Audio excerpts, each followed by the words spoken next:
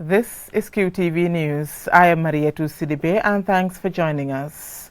First, the headlines. A fire destroys several shops close to Serekunda market. Gambia's football legends are given fitting awards and long overdue recognition at the ceremony over the weekend. Brikama Area Council, in partnership with 5C Energy, launched an initiative to introduce a digitalized tax management system. And we find out where you can get to taste 55 varieties of local and international cuisine. For more on these and other stories, stay tuned.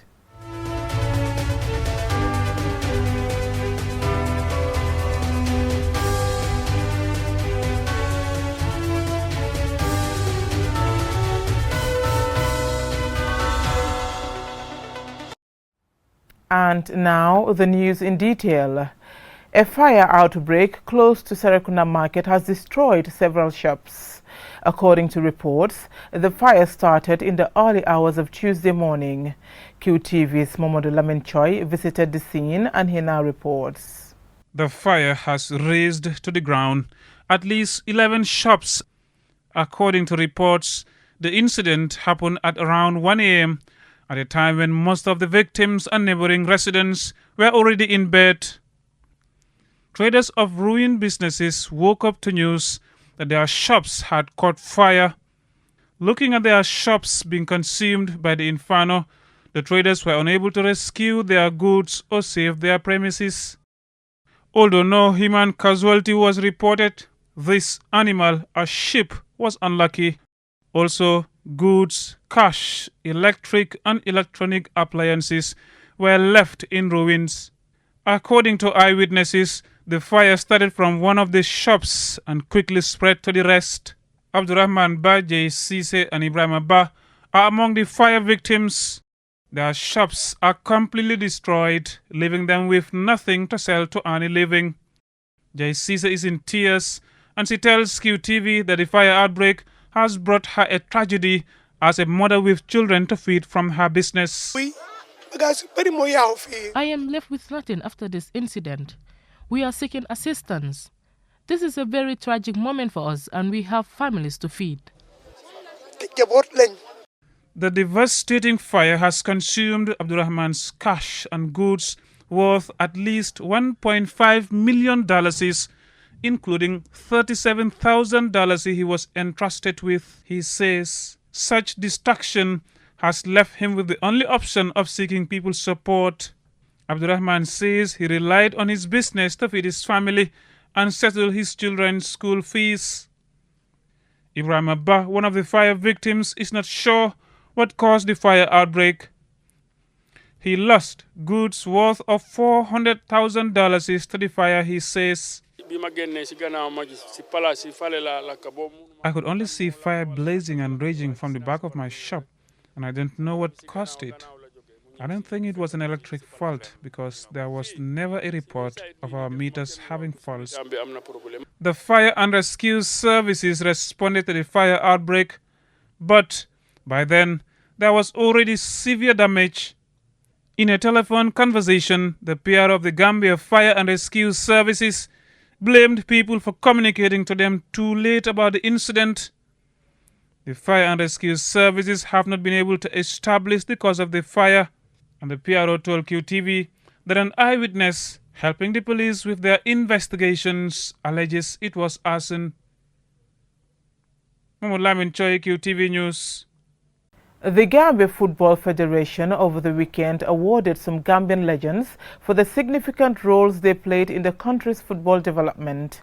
Momodu Gajaga attended the ceremony and this is his report. They played football and spent their resources for little or no reward. However, on this night, some of the most outstanding names in Gambian football history were recognized. Alhaji Obi Konate has invested his resources on many players and clubs, even though his own football club Walidan were in competition. He could not make it to the ceremony, but his son picked up the Lifetime Achievement Award on his behalf. One of the country's best-known football administrators, Alhaji Omar Sy, now deceased, was also honored posthumously as the most outstanding football personality. Omar Sy is the only Gambian to be elected to the CAF Executive Committee in charge of referees. Undoubtedly, Alhaji Momodou Njai, commonly known to many as Biri Biri, is recognized as the all-time best footballer of the Gambia. His most iconic achievement was playing for Spanish club Sevilla in the 1970s. A left footer now in the center circle. Tony Joyner converts to Biri. Biri controls change direction of the ball. Biri now fumbled with that ball. It's a big achievement for me, and I'm expecting more to come. I'm very happy, and I'm looking forward to see that everybody has the same award as I do in the near future. Former Scorpions coach Cherno Bara Toure is among the long list of names in the Hall of Fame of the Gambia Football Federation. He was a footballer who played for White Phantoms and one of the founding members of Real de Banjul Football Club. I'm really appreciative and feel that I think this is a sample for the young people to see that what is important is the legacy that you leave behind. And also, I think I forgot another thing which is most I beloved to me when I formed the Real de Banjul Football Club. This was when I selected the national teams in schools to have 2 friendly matches in Senegal. Then we had 2 teams, myself and Alpha Khan. I think he was a teacher, he's still in education. We took this team to Dakar. And when we went there, the junior team won 2-1 and the senior lost 3-2. When they came back to Banjul, I told them to form a team and join the first league, the Division 1, because they were young, they were experienced, they were intelligent, they were skillful. As part of the event, different departments of the National Technical Training Center in Yundum have been renamed in honor of some of the legends of Gambian football. The artificial turf pitch is named after the late Usman Saho of Brikama.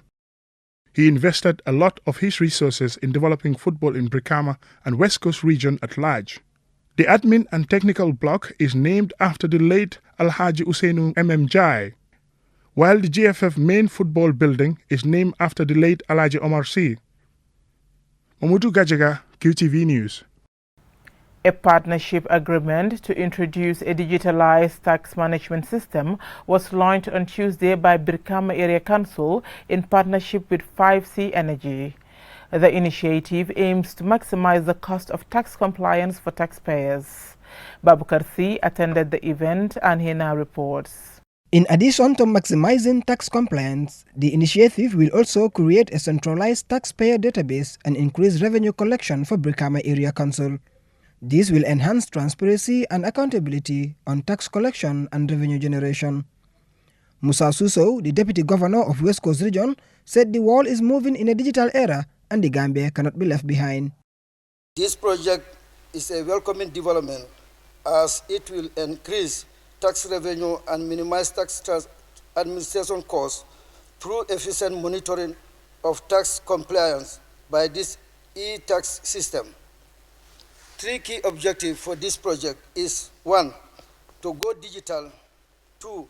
To improve tax revenue, and 3. To reduce tax processing costs, which is the reason for the Council investing so heavily in this project.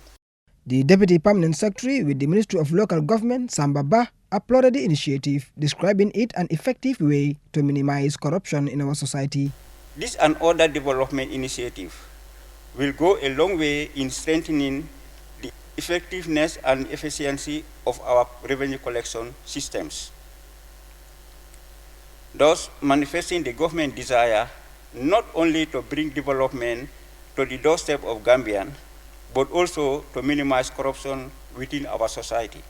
The Minister for Information, Ibrahim Silla, said his office is glad to be associated with the project. We want to bring in necessary transparency and accountability between the governed and the governors. We have to embrace technology so that the element of doubts will be eliminated, so that we will do away with all these rumors of public officials eating public funds, when in fact that may not necessarily be the case. So I want to urge the other councils to also consider these type of efforts, because right now what I have seen is not only about tax solution base. This technology can also be used to map out the existing leasehold properties and other compounds that are in within the Brikama Area Council. Then each compound will, I guess, be given their own independent serial numbers which cannot be tampered with. According to the authorities, this initiative will help re-establish confidence and trust between the council and taxpayers. The agreement between Brikama Area Council and 5C Energy is for 5 years. Also in attendance were government officials, lawmakers and council members. Babu Karsi, QTV News. We will go with a short commercial break, and when we return, where can you go to sample 55 varieties of local and international cuisine? We'll find out after the break. And we'll learn of a project launched by the Saba Ward Development Committee in Badibu. Join us after the break for these stories and more.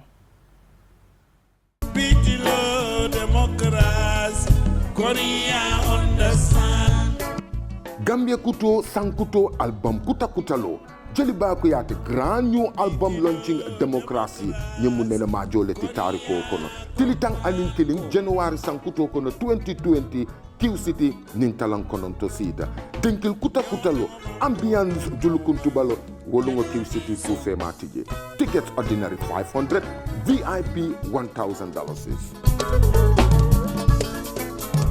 Ndanan Otetina Jiliba Kuyate dina daji album bu best tak Democracy 11 January 2020 ca Q City kero Q City dinañ ko wàccee ba zero tickets $500 VIP $1,000 defar leen ba mu baax ngeen ñëw ñu defante taranga ñaaka fa ten wóorut Jeliba Kuyate album launching Democracy is dedicated to all, especially Gambians in the diaspora. QCell is at it again with its brand new free mobile app. Oh yes! Now you can access the wonderful world of QCell with the new app and get all your favorite services on the app. There's no need to remember any codes. Fantastic! No more codes. And even better, with the new app you can live stream QTV and listen to Q Radio on your phone anywhere, anytime. Yes, listen to Q Radio Live, purchase your Q Power tokens, use your Q Money wallet, and do much more, all for free on the app. Go now and download the app for free from Play Store or the App Store. And you can get 30 days free QTV streaming once you download the app. It's unbelievable. Yeah, that's because it's QCell, the network you trust for great things. QCell, a decade of innovation. A lifetime of trust. Welcome back. The first edition of the Gambia Food Festival is underway at the Q City Complex in Bijilo, where 75 vendors are expected to display 55 varieties of local and international cuisine. Bintu Koka reports. The Gambia Food Festival initiative is the brainchild of some young people who want to showcase the rich diversity of local and international cuisine and also to help boost the tourism sector. Food lovers will gather at the food festival for the next 2 days to savor different meals and taste different juices, starters and desserts, including, of course, some of our own well-known cuisines. Emmanuel Agunpopo, coordinator of the Gambia Food Festival, tells us how the initiative came up as well as the challenges faced in setting up the event. Few youth actually came together to think what can they contribute to the development of the country. So we looked at different sectors actually, and we saw that tourism actually contributes 20% to the GDP of the whole economy of the Gambia. So we thought, what can we do to actually contribute to the tourism sector? Then we came up with the Gambia Food Festival. We're here now, thanks to Q Group, thanks to Q City, thanks to the whole management of Q City especially. So we just want to thank everybody that have actually contributed to this, and the vendors as well that have actually trusted us to actually just go ahead with this, even though some have actually backed out. He calls on the public to come and grace the food festival, as it is the biggest of its kind ever to be organized in the Gambia.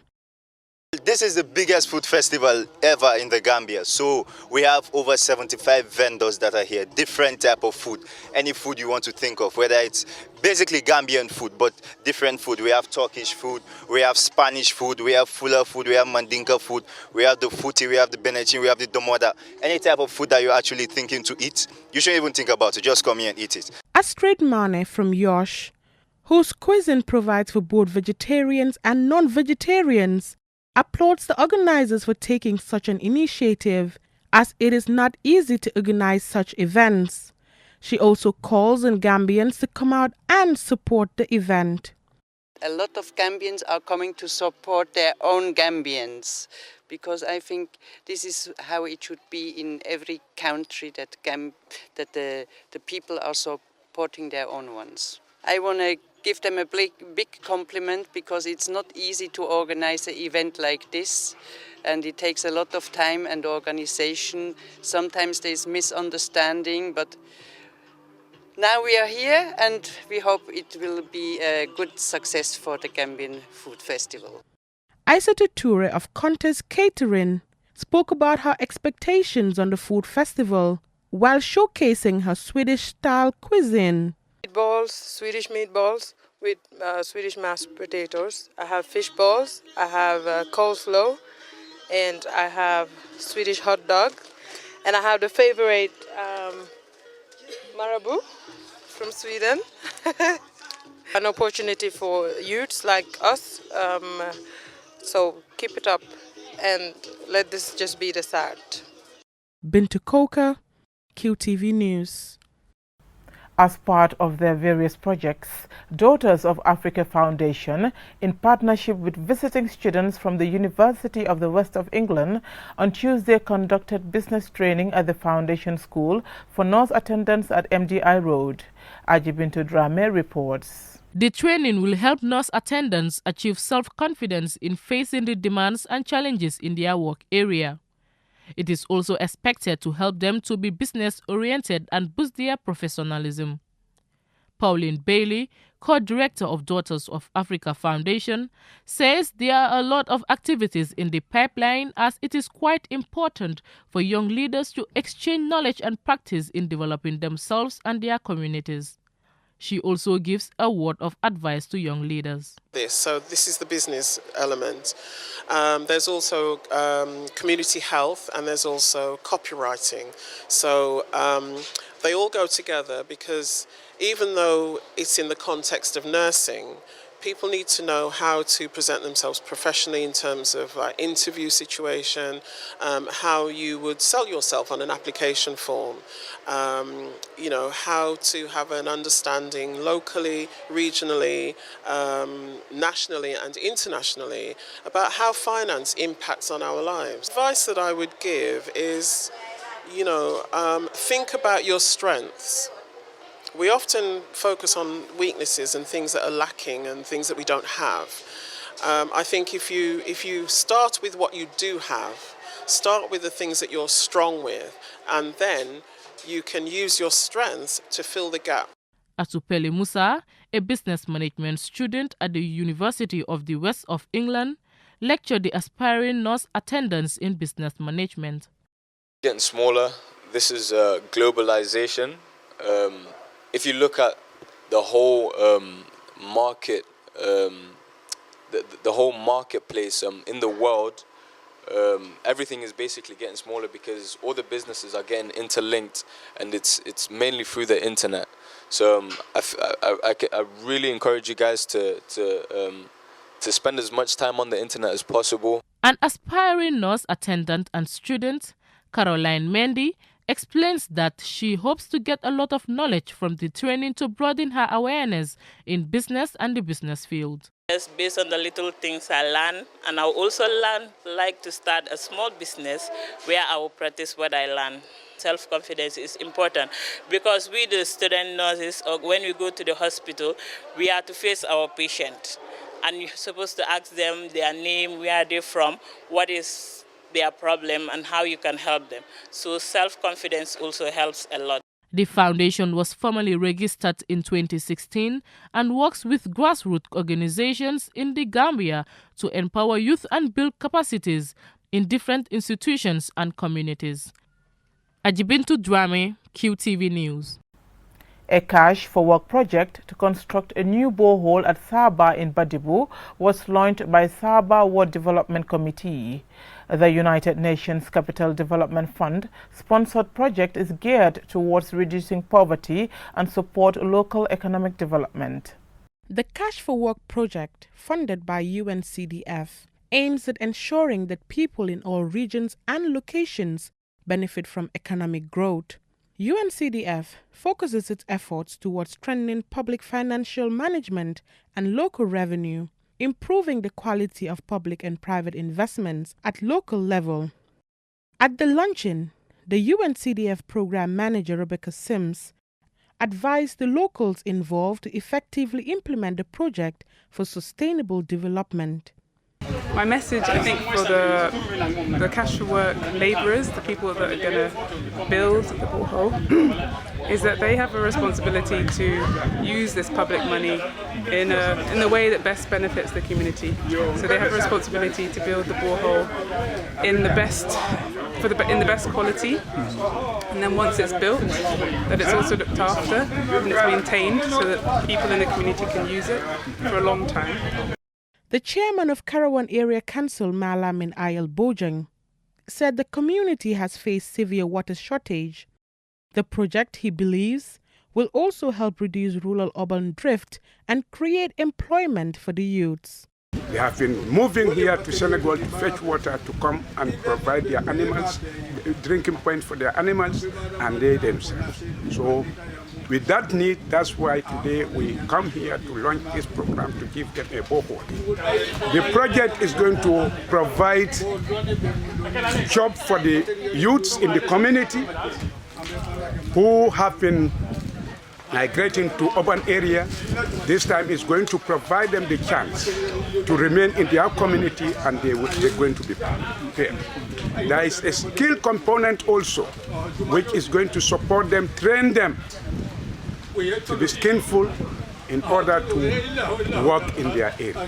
The Regional Community Development Officer for North Bank Region, Jaga Khan, advises people to take ownership and maintain development projects. The government cannot do everything. Sometimes people also have to play their own role to sustain such projects. So by now, they should have formed committees to be responsible of the borehole, so that tomorrow, when it has problems, they could seek funds to make sure that the boreholes are repaired.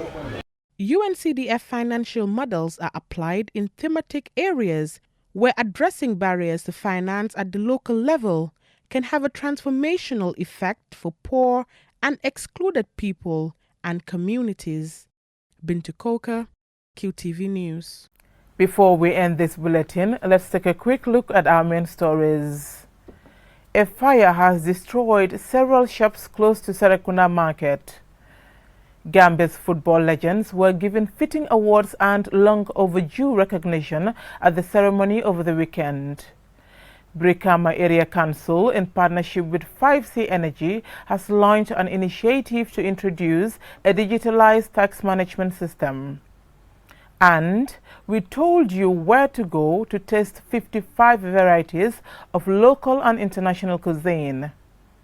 That's all we have for you in this bulletin. Join us at 10 for another bulletin. Thank you for watching.